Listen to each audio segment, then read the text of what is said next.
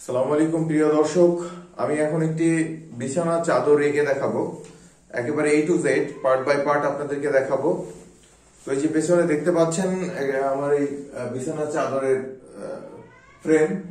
এই ফ্রেমে এই কাপড় আটকিয়ে তারপরে আমি কাজ করি। এটা কিভাবে করতে হবে স্টেপ বাই স্টেপ আপনাদের দেখাবো।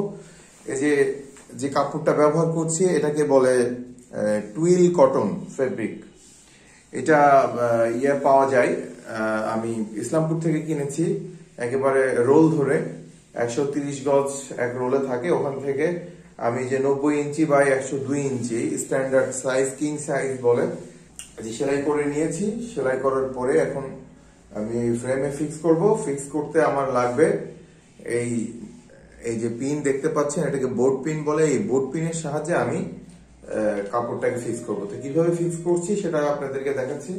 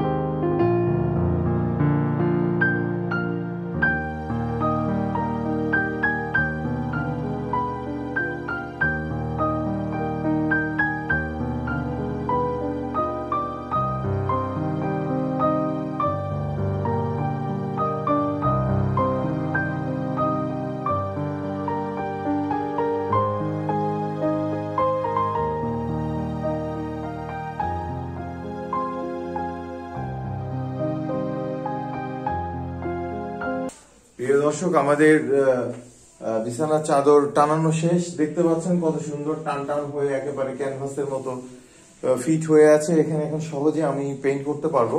এরপরে আমাদের থাকলো এই যে বিছানার বালিশের কাভার গুলোর জন্য আসলে এরকম একটা পিভিসি বোর্ডের দরকার হচ্ছে।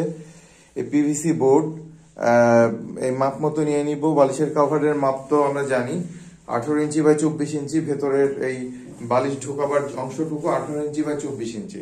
তো আমার বোর্ডটাও ততটুকু আমি কেটে নিয়েছি। এখন দেখুন এর ভিতরে খুব সহজে এই যে মাঝখানটাতে আমরা এই পিভিসি বোর্ড বা প্লাস্টিক উড এটা দিয়ে নিলাম। তাহলে খুব সহজেই আমাদের এখানে উপরে পেইন্ট করলে নিচের পার্টটাতে রং যাবে না। আর এটা শক্ত হয়ে থাকলো, এটা ফ্রেমের কাজ করলো। তো চলুন এরপরে আমরা পেইন্টে যাব। প্রথমে পানি দিয়ে ভিজিয়ে নিব, তারপরে পেইন্ট করা শুরু করব। এটা পার্ট বাই পার্ট, তখন আর কথা হবে না, তখন শুধু দেখবেন। তো ধন্যবাদ, দেখতে থাকুন।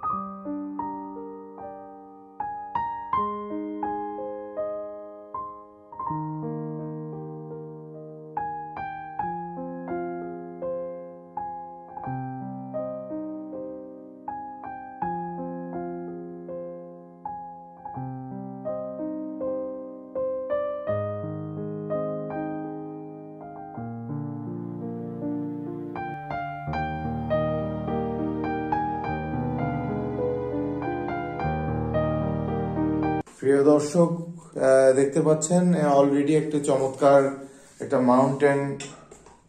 মাউন্টেনের একটা দৃশ্য আমাদের দৃষ্টিগোচর হচ্ছে। এটা ভেজা অবস্থায় এতটুকুই করা যাবে, এরপরে বাকিটা করতে হবে শুকাবার পরে। এই ভেজা অবস্থায় আর করা যাবে না, এটা শুকানোর জন্য একটু সময় দিচ্ছি। নর্মাল ফ্যান ছেড়ে দিচ্ছি, ফ্যানের বাতাসেই শুকিয়ে যাবে। 1 ঘন্টা মতো সময় লাগবে। তো ঠিক আছে, শুকাবার পরে আবার পেইন্ট করা শুরু করবে ইনশাল্লাহ।